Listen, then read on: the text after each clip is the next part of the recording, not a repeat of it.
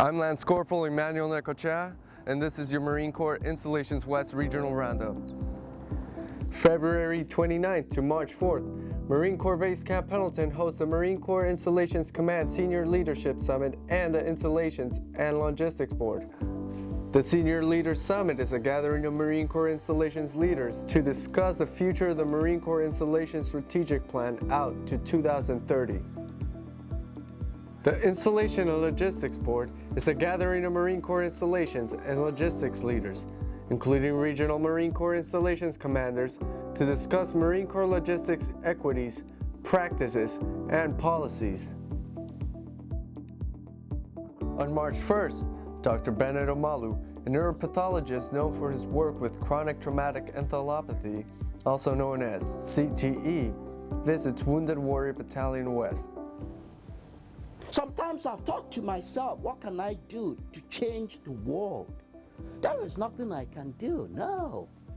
All I could do is one day at a time, one step at a time, one person at a time.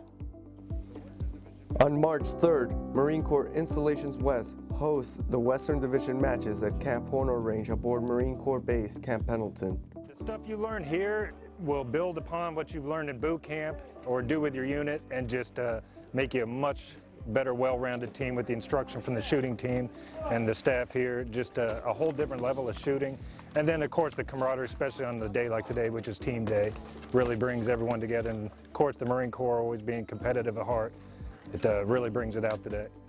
Also on March 3rd, NBC News covers the Battle Colored Detachment's performance at Marine Corps Air Station Yuma. And the Color Guard. The individuals selected are distinguished Marines that have gone through auditions to be a part of the elite group. The performances are aimed to inspire, entertain, and motivate the general public and to pass along the traditions of the discipline these individuals have to learn and go through. On March 11th, NBC7 News covers Marine Corps Air Station Miramar returning bikes to local riders after the bikes were confiscated by Marine Corps Air Station Miramar officials for trespassing. Criminal charges and give back these 5 bikes. So they don't have to go to court. There's no conviction, there's no civil suit, and the exchange is a promise not to sue. Back live in Sycamore Canyon, a beautiful day. These trails, however, like we mentioned, they wind onto federal property, and all of this is good news for those 5 who hired the attorney, but there are still at least 40 bikes the Marines are still holding, and many of those owners remain extremely frustrated. Some have hired lawyers and expect a similar deal. Also, the Marines want others to contact base officials if they want part of that deal. And for information, contact information to reach that source on base, just go to our website at NBC7.com and search mountain bikes. Live in Sycamore Canyon, RD Ojeda, NBC7. Thanks. On March 16th, CBS News covers the dangers of operating laser pointers at Marine Corps Air Station Yuma. Experts say this can also lead to devastating effects. Pointer lasers can be bought almost anywhere as tools or toys, but the simple gadget, if used, can cause some major issues. Captain Jose Negrete says people shouldn't point lasers at aircraft, period. I have several aircraft that are going to be flying pretty much throughout the entire day and night, conducting WTI operations. With that, you have an increase in potential for accidents, especially if you have someone out in the community pointing lasers at our pilots. Lieutenant Jacqueline Miller, who works alongside pilots, says lasers can dramatically affect a pilot's vision. Problem with it is that, especially if they're flying at night, is that just like flipping on a light inside your house after you have gotten used to it being dark in your house, it will cause you to be instantaneously, for a moment or two, blinded. Miller says there has been peak in reported lasers being pointed at military and commercial aircraft, and the military is taking the issue very serious. On March 21st, Military.com covers the Marine Corps Air Ground Center 29 Palms and their plans to postpone the movement of 1,185 tortoises off prospective combat training grounds until wildlife agencies can determine whether the plan complies with the Endangered Species Act.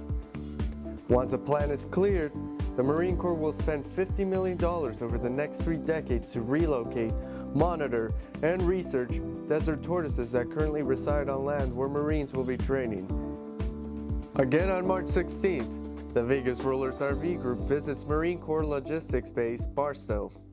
Marines gave the Vegas Rollers the opportunity to explore a Humvee during the visit and a tour of the production plant, mounted color guard stables, and the Railway Operations Center.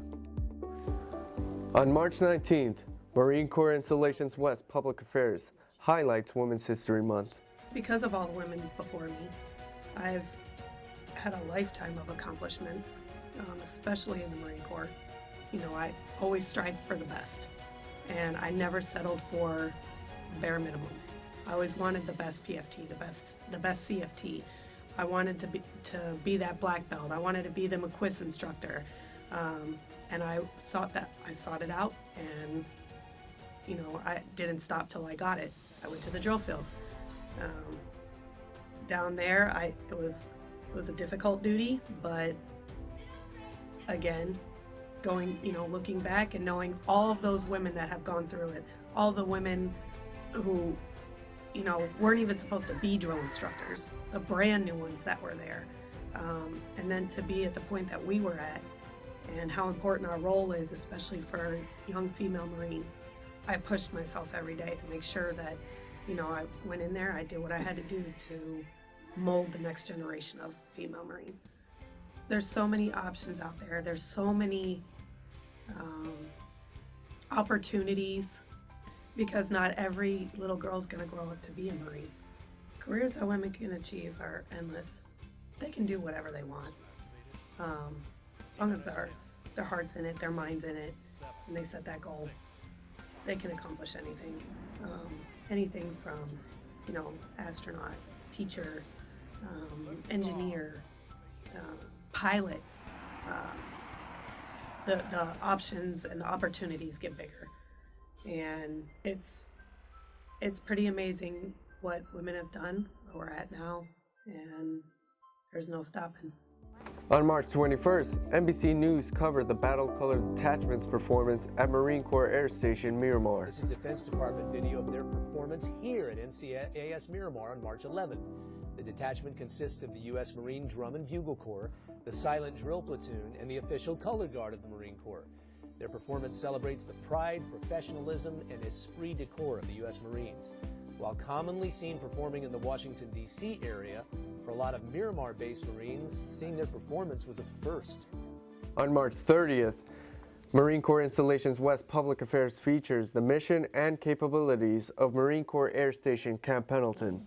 Well, Marine Corps Air Station Camp Pendleton is here to support really 1st Marine Expeditionary Force and attendants aboard the air station, provide them the facility to prepare for war, prepare for combat, and train out this facility.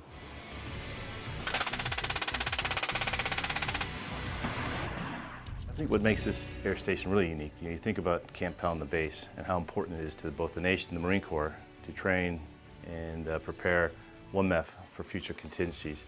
This air station built in 1942, which is kind of a key date. It's sort of the same year that Camp Pendleton came alive. So I think it sort of demonstrates how important the air station is, both the Camp Pendleton to the Marine Corps, because it's been here since the existence of the base. So it's really here as part of a bigger organic structure that supports both the tenant, the larger tenant aboard Camp Pendleton, but also obviously the base itself and operate and function and provide the venue for our Marines to train.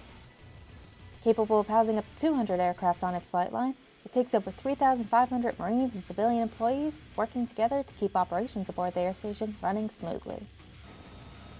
Over the years, Marine Corps Air Station Camp Pendleton has gone through many different changes, the most recent of which involved the opening of Hangar 6, a newly renovated hangar capable of housing 6 MV-22 Ospreys.